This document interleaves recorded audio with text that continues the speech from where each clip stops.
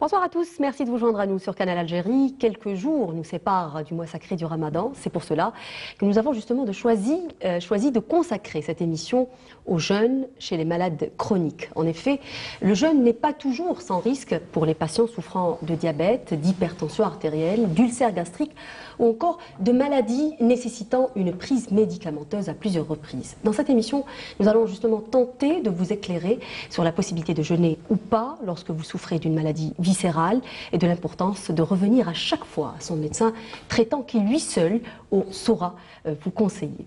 Et puis avec nos invités justement, nous saurons également quelles sont les règles d'or à respecter lorsqu'on est autorisé à jeûner et ce pour éviter tout risque de complications. Pour en parler justement, ce soir nous avons avec nous Dr Houssine Wassila, vous êtes maître assistant, vous êtes spécialiste en médecine interne. Oui. Bonsoir, merci d'avoir accepté notre invitation. Merci.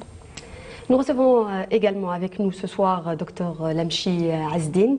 Vous êtes médecin urgentiste à l'hôpital de Bab-el-Oued, Aix-Mayo. Bonsoir. Bonsoir, merci d'avoir accepté notre invitation. Je vous en prie. Merci de venir éclairer nos téléspectateurs sur ce sujet très important.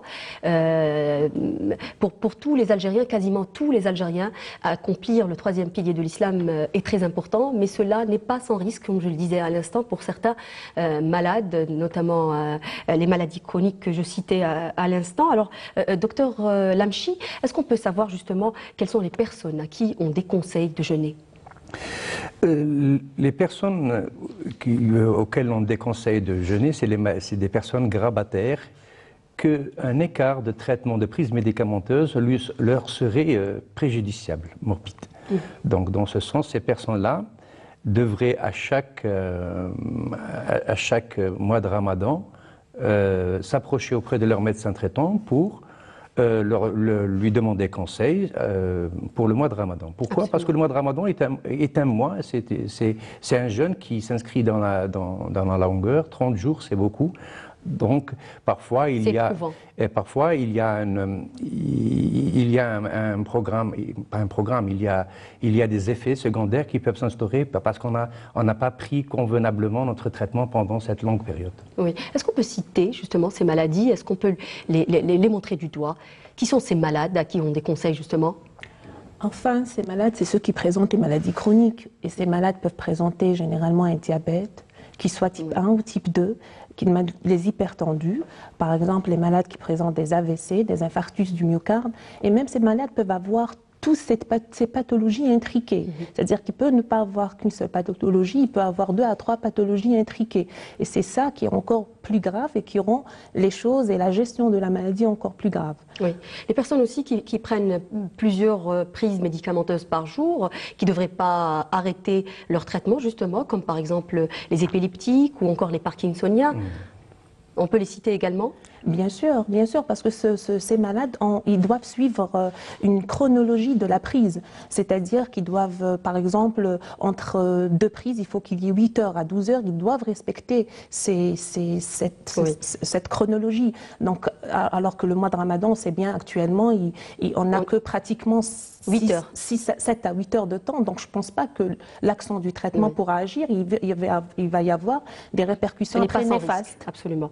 Alors, ces personnes peuvent justement se sentir diminuées, mais la première règle d'or, justement, c'est de consulter son médecin traitant, notamment avant de décider ou pas de jeûner. Il faudrait insister sur ce point, justement. On va le répéter pendant toute l'émission, mais rappeler encore une fois l'importance de consulter son médecin traitant, pas n'importe quel médecin, c'est-à-dire le médecin qui nous connaît. Voilà, parce que c'est des malades chroniques. Normalement, ils ont une consultation, au moins une consultation chaque 3 mois chez leur médecin traitant. Donc, le médecin traitant les connaît très bien. Donc, il a un dossier médical qui comporte tout ce qui est clinique, signe clinique, tout ce qui est bilan et tout ce qui est examen complémentaire. Donc, si le patient consulte un autre médecin, il ne saura pas peut-être qu'est-ce qu'il a sur le plan cardiaque, qu'est-ce qu'il a sur le plan rénal. Donc, le seul juge qui peut accorder ou non, autoriser ou non, c'est le médecin traitant. Donc, voilà. Et ne pas jouer avec le feu, justement. Voilà, ça c'est très important. Et il faut qu'il le fasse au moins 1 à 2 mois avant le mois de Ramadan. Ça s'apparente à un suicide, docteur Lamchi? Oui. Pratiquement c'est un suicide. Premièrement, à propos du fait qu'ils se sont diminués. Oui. Le jeûne est une action de culte qui doit se faire comme il doit se faire. Il doit surtout se rapprocher aussi devant un imam qui lui dira certainement qu'il n'a pas à mettre sa vie et sa santé en danger en s'obstinant à faire un jeûne qui ne lui sera pas bénéfique, ni du point de vue culturel, ni du point de vue santé. Il y a certaines maladies ou certains états de maladie. Moi, je ne m'inquiète pas pour les malades chroniques, on voit qui sont très malades, qui ne peuvent même pas marcher. Ceux-là suivront leur traitement le plus correctement possible. Moi, je m'inquiète pour ces malades qui se croient en bonne santé et qui se donnent le droit de ne pas aller consulter, de ne pas, comment dirais-je, de ne pas prendre leur traitement comme il devrait être pris. Parce qu'ils se sentent bien, en fait. Parce qu'ils se sentent bien et ce sentiment pourrait être trompeur et les mettre dans une situation de santé difficile qui pourrait être extrêmement préjudiciable pour leur santé. Voilà, c'est comme ça que je vois les choses. Il faudrait peut-être juste rappeler également que d'un point de vue religieux, justement, le médecin représente une autorité scientifique et dont l'avis compte pour une injonction et à laquelle il faut se référer. C'est aussi simple que ça. Exactement. Oui. Alors, on va justement regarder un reportage pour les personnes qui n'ont pas encore compris peut-être les risques et les enjeux de décider de jeûner tout simplement sans l'avis d'un médecin. Regardez ce reportage signé Farida Benmouslem.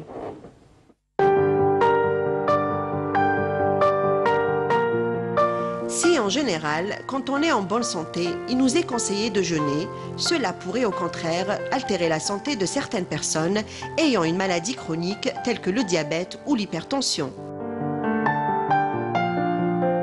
À l'approche du mois de Ramadan sacré, on préfère, pour les maladies chroniques, je parle du diabète, de l'hypertension, des gens qui prennent beaucoup de médicaments, ce qu'on appelle des patients polymédiqués, on préfère donc rapprocher la consultation, on va dire, au lieu de les voir chaque 3 mois. S'il y a une consultation juste avant Ramadan, donc la saisir pour les briefer, pour en parler avec eux, pour leur conseiller, parce qu'il y a certains patients où le jeûne est déconseillé.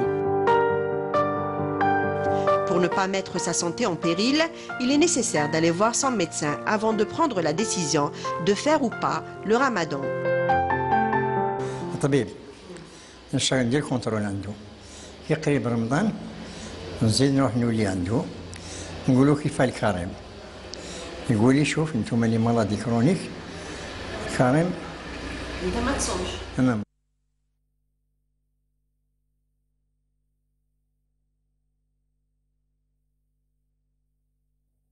الله أكبر الله أكبر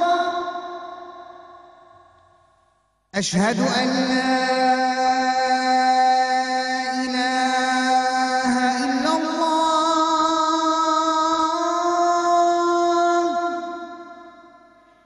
أشهد أن لا إله إلا الله أشهد أن محمدًا رسول الله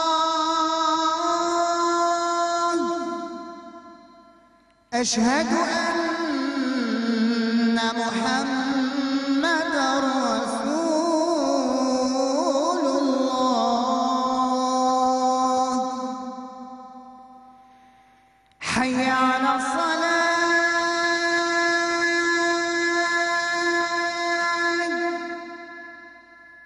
حي على الصلاة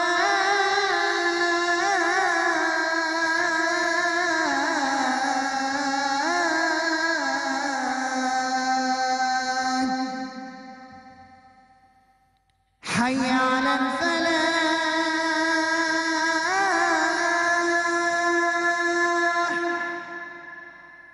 حي على الفلاح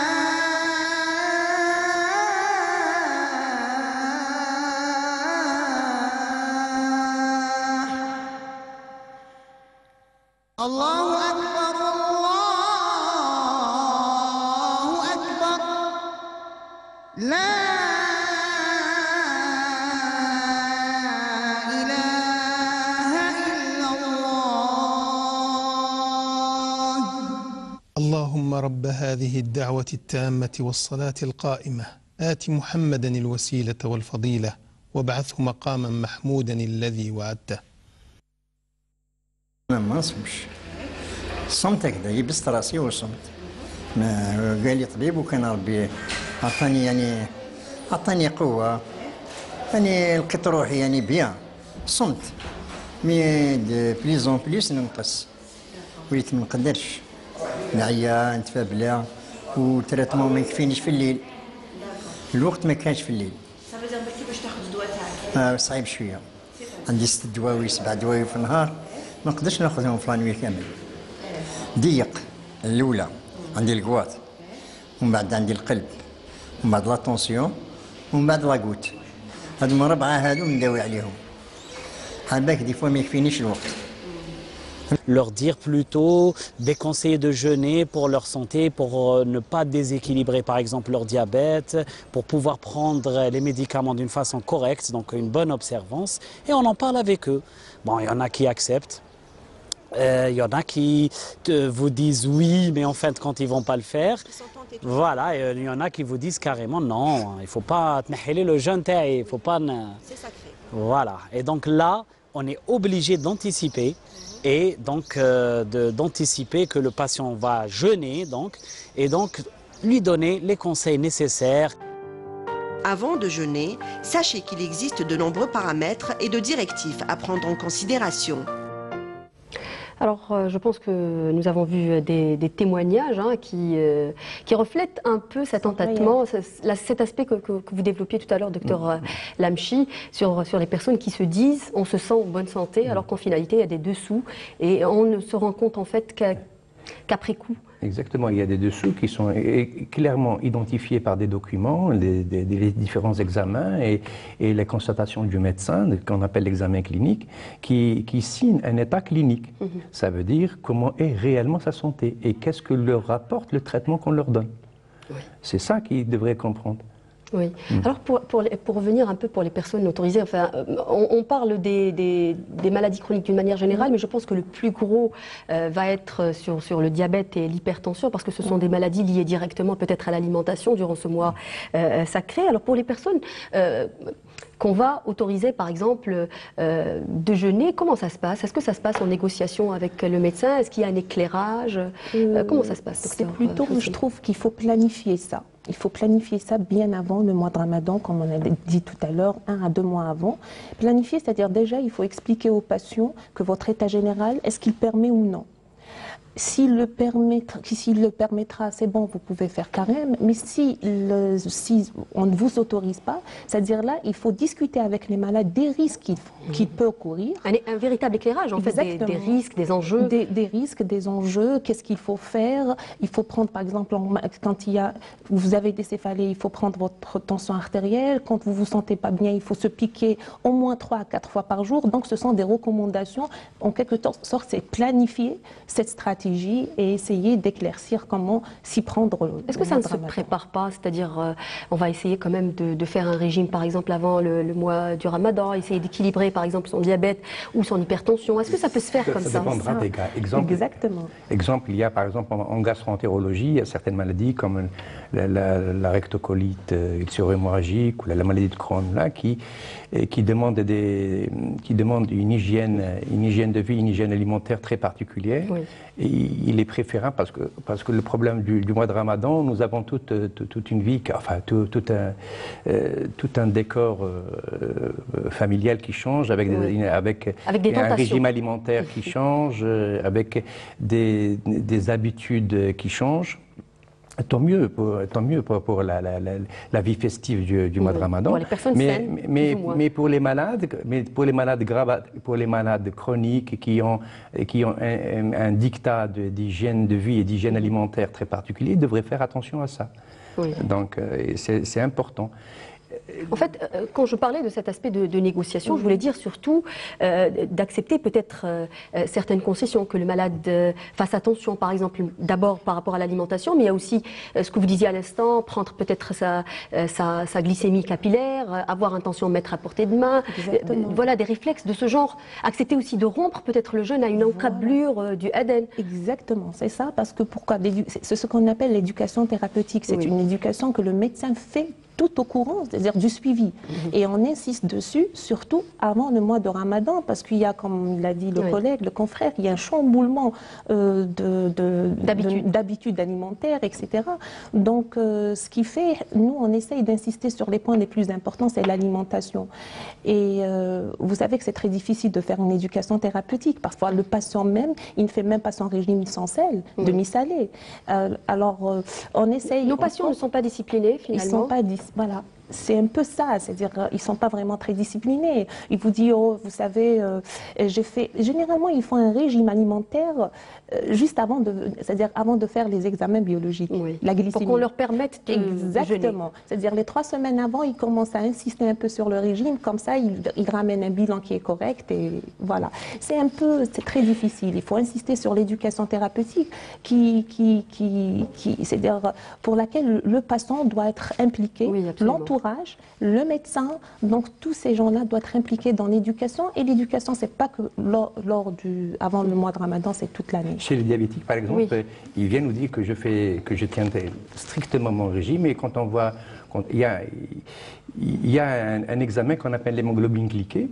Et quand on va voir cet examen, on voit que sur les 3 mois qui ont suivi... C'est la glycémie des 3 mois. Sur les 3 mois qui ont suivi ces propos, il n'a tenu aucun régime, parce qu'on les voit très très élevés. Donc parfois ce qu'ils nous disent nous laisse perplexes, parce que nous voyons leurs propos et les résultats qui nous perturbent. Oui, on va voir un spot publicitaire et on continue juste après.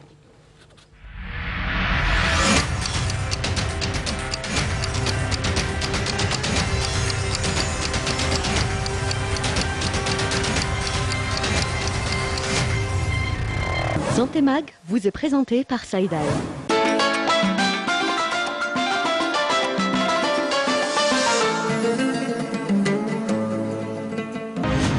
رائد في صناعة الأدوية الجميسة، الجودة في صميم اهتماماتنا، إنجازات وتحديات، مشاريع واعدة في الأفق.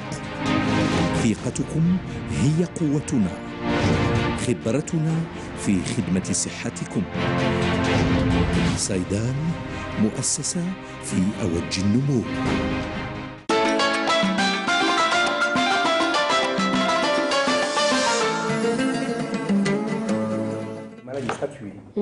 Alors on disait à l'instant qu'il y avait justement plusieurs niveaux de risque pour les diabétiques en l'occurrence. Voilà, selon les recommandations, il y a plusieurs niveaux. Il y a les patients qui présentent un très haut risque, il y a d'autres qui présentent un haut risque, il y a d'autres qui présentent un risque modéré à faible.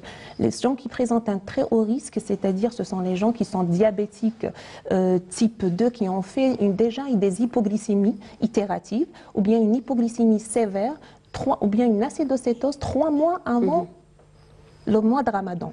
Chez ces personnes-là, il faut vraiment ne pas les autoriser à jeûner. Et il y a aussi les diabétiques type 1 qui sont sous insuline. Il y a les diabétiques type 2 qui sont déséquilibrés. Il y a les diabétiques type 2 aussi qui présentent des complications cardiovasculaires sévères. Est-ce qu'il y a des valeurs, par exemple en termes de glycémie, qu'on peut donner comme ça, dire quand votre glycémie est de temps, il ne faut pas jeûner, par exemple? Oui, bien sûr, on va en parler. Bien sûr, c'est quand la glycémie, par exemple, lors du jeûne, on passe. Lors du jeûne, c'est-à-dire quand elle est supérieure à 3 grammes, il faut rompre le jeûne. Quand elle est inférieure à 0,70, il faut rompre le jeûne. Oui. D'accord. Il ne faut pas attendre, même si on est à 1 minute, à 2 minutes avant l'Aden, il ne faut pas attendre. Si elle est inférieure à 0,70, il faut rompre le jeûne. Oui. Ça, c'est la règle. Et si je parle encore pour les patients à haut risque, ce sont tous aussi, ça rejoint un peu les patients à très haut risque, les gens à qui on peut peut-être tolérer et autorisé, c'est, bon, bien sûr, ça dépend c'est sous l'autorisation du médecin traitant. Bien sûr. Ce sont les diabétiques type 2 qui sont sous comprimés et les diabétiques type 2 qui sont sous insuline basale le soir. Et là, c'est le médecin traitant qui va gérer sa thérapeutique. Oui. Je voudrais revenir un peu justement sur les personnes à qui on autorise de jeûner. Est-ce que ces personnes-là doivent avoir, c'est-à-dire un suivi plus rapproché avec le médecin avant et pendant aussi le jeûne, le mois du jeûne? Premièrement, les personnes qu'on autorise à jeûner, c'est des personnes qui sont stables et qui n'ont pas beaucoup de prises médicamenteuses. Pourquoi? Parce que ça leur permet que leur corps que leur corps apprenne à recevoir et à s'adapter à une nouvelle prise, à de nouvelles horaires. Voilà. Oui. Cela, généralement, s'ils sont bien conseillés par leur médecin, il n'y a aucun problème pour qu'ils... Mais ils doivent le voir quand même régulièrement pendant le mois du Ramadan, par exemple. En tout cas de figure, ils doivent le voir. Là, le sujet n'est pas est-ce qu'ils doivent le voir ou pas. Le sujet, on est en train d'expliquer qui peut jeûner. Mais dans chaque situation... Non, je parle d'une fréquence, en fait, docteur Lamchi. Ouais. Est-ce qu'il faudrait le voir peut-être plus souvent lorsqu'on fait carême? Non, généralement, les fréquences de consultation médicale sont bien étudiées. Elles sont autour de 3 mois. Pourquoi ces 3 mois? Ces 3 mois, c'est justement pour estimer et quantifier la base thérapeutique qu'on a préconisée à notre malade. Oui. C'est pour cela. Donc parfois, il y a des contraintes, ou il y a des imprévus, comme certains moments, les événements culturels ou culturels. Par exemple, il y a l'Eid al-Adha, il y a le mois de Ramadan, qui font que nous perturbant beaucoup nos habitudes alimentaires, et on est obligé de les conseiller pour qu'ils ne tombent pas dans l'autre versant, le versant de l'erreur. Oui, vous me tendez une perche, docteur Lamchi, et je la saisis. Docteur Houssine, justement, là, vous parlez de l'environnement aussi, parce que si on subit aux tentations, c'est parce qu'on a un environnement culturel. On parlait du rôle du patient, on a parlé de l'éducation thérapeutique, on a parlé bien sûr du rôle du médecin qui est le plus important. Il y a aussi le rôle de la famille.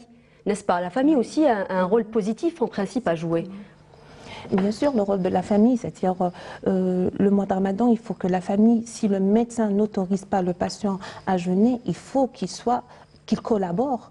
Il ne faut pas qu'il fasse autrement. C'est-à-dire, on voit à peu près dans notre société, culture, oui. Exactement, même si le médecin, c'est-à-dire n'autorise pas, eh ben les enfants, non, essayez, on va vous aider, etc. Non, il faut suivre les directives du médecin, ça est d'une, et aussi pour l'alimentation. Oui. C'est-à-dire, on a une table bien achalandée durant le mois sacré, beaucoup de sucre rapide, beaucoup de graisses saturées. Exactement. Là, je pense qu'il faut, et ça va être du bien pour tout le monde actuellement. C'est-à-dire une alimentation saine, c'est pas que pour le patient, aussi pour l'entourage. Mais c'est d'autant plus grave quand même pour une personne malade. C'est encore plus grave, il faut l'encourager en mangeant comme lui. Après, on va essayer aussi de l'accompagner, de ne pas le laisser marginaliser, etc. Et on va essayer, bien sûr, de lui dire il ne faut pas jeûner quand il ne faut pas jeûner. Oui. La famille a un rôle aussi à jouer, par exemple, lorsque la personne peut se sentir mal. Est-ce qu'il y a des signes, justement, révélateurs qui peuvent nous montrer qu'une personne est en train de faire, par exemple, une hypoglycémie ou une personne qui est en train de faire de l'hypertension? Est-ce qu'il y a des signes qui doivent nous alerter? Ah oui, il y a beaucoup de signes. Par exemple, pour les signes hypoglycémiques. Les signes hypoglycémiques, elles peuvent revêtir n'importe quelle forme. Elles peuvent être de signes psychiatriques. On voit qu'une personne qui était normale devient irritable ou avec des propos incohérents. Comme elle peut perdre connaissance, comme elle peut être anormalement euphorique ou anormalement triste. Donc on est tout le temps obligé, devant ce trouble du comportement ou un trouble de santé quelconque, de faire un dextro, qui maintenant, heureusement, ils sont disponibles chez tous les malades, parce que c'est le premier geste qu'on devrait faire devant toute situation de malaise quelconque. Il y a aussi, quand on voit qu'une personne c'est pour aller de l'autre versant, ça veut dire les hyperglycémies importantes, au-delà de 3 grammes, on les voit que c'est des personnes qui ont anormalement soif ou qu'ils urinent beaucoup. Donc ça devrait interpeller leur entourage. Nous avons beaucoup de choses à dire, mais c'est important. En fait, j'ai envie de terminer sur... est-ce que le mois du Ramadan est un pourvoyeur justement de malades chroniques? Est-ce que c'est le mois où on va découvrir aussi beaucoup de cas de malades? Exactement, voilà, parce que le jeûne peut entraîner, peut nous révéler d'autres pathologies. Par exemple, si on parle du jour du manque du sommeil, parce que le manque de sommeil va entraîner une perturbation du métabolisme des glucides. Et ce trouble de métabolisme des glucides va entraîner une diminution de la sécrétion d'insuline. Et ça va entraîner une insulinorésistance. Et c'est là où le diabète commence. Oui. C'est là où on commence à découvrir les nouveaux cas de diabétiques. où on va, par exemple, chez les ulcères, on va découvrir des ulcères. Ce sont des patients qui viennent aux urgences avec une crampe, une douleur abdominale, parfois des hémorragies, parfois des perforations. Et aussi les AVC, les gens qui ne prennent pas correctement leur traitement, ils ne suivent pas la chronologie de la prise médicamenteuse. Là, ils ne prennent pas leur traitement, ils tombent ils font des AVC, ils font des pics d'HTA, ils font des AVC. Et aussi les acidocétoses diabétiques. Voilà. Merci beaucoup, messieurs, dames, d'avoir répondu présent à cette émission, de nous avoir permis justement d'ouvrir cette fenêtre de sensibilisation. Merci à vous de nous avoir suivis. Je vous donne rendez-vous dans une semaine. Au revoir. Merci.